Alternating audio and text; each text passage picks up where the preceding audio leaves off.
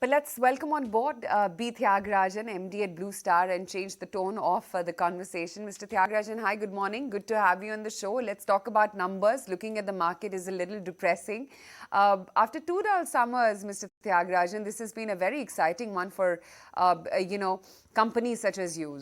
What is the summer season growth outlook for the remaining months now, given the bumper that you've had in the quarter gone by?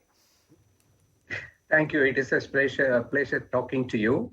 As you're aware, the momentum we gained in Q3 continued through Q4. The April was a very good month. The demand continues. You might have seen reports that the market may grow by 50% this summer. But I have been maintaining that the growth may be anywhere between 20 to 25%. Our growth may be 25 to 30%. So I still hold on to that growth forecast despite the rate hike. The rate hike impacts the EMI, and I told you that something like 45% of the sales takes place through the consumer finance schemes. So therefore, there may be some kind of demand may come down in the month of June or July, but otherwise it should be easily 25% growth. That is my estimate. Sure. Any sort of down trading that you are seeing, Mr. Thiagarajan, in the AC segment? And, my question purely comes from the inflation spike that one has seen, and it's pinching your pocket on just about everything now.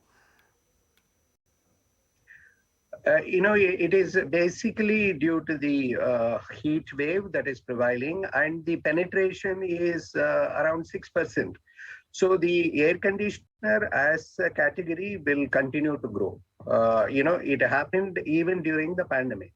And you saw post-pandemic, the demand was very robust.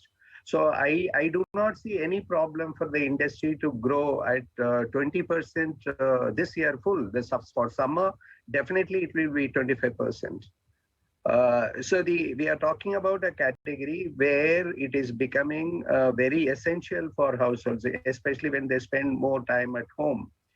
And I think the demand will hold. This confidence prevails across the industry. I share the same sentiment, and I'm going by what had happened during even FY20 or FY21.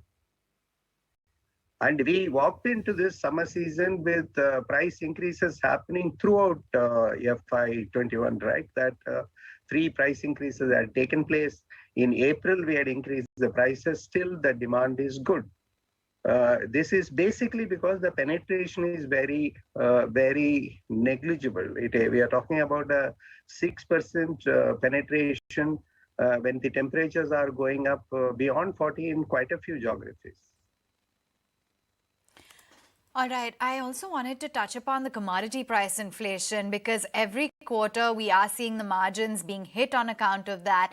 So what are the steps being taken in order to mitigate the raw material price inflation, and how do you see margins shaping up? So we had, if you look at it, segment 2, we closed with EBIT margin of around 7% compared with 7.9% last year. Ideally, we would have preferred it to be somewhere around 8 to 8.5%. So that is a disappointment. That's primarily because of the commodity price hike. So what we have done is we have re-engineered the entire product range. The affordable premium range of products are re-engineered.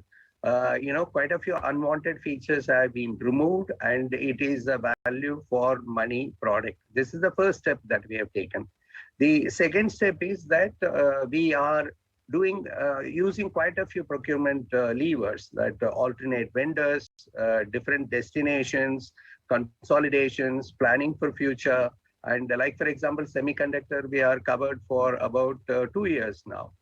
So I am also hopeful that now that the inflation containing measures are taking place, you will see commodity prices coming under control.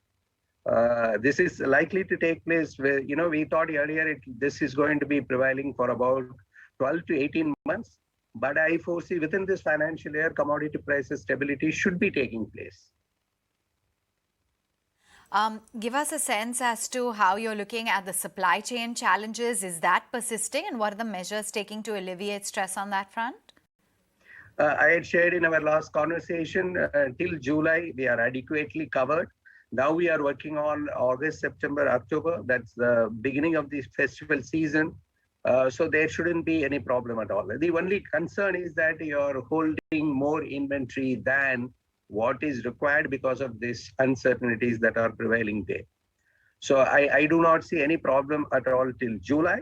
And if the demand is going to be something like 50 to 60% growth compared with FY20 summer, then you may have some shortages. I am talking about the growth. I am continue to maintain the growth should be in the range of around 25%. We will aim to grow by 30%. That's where I am.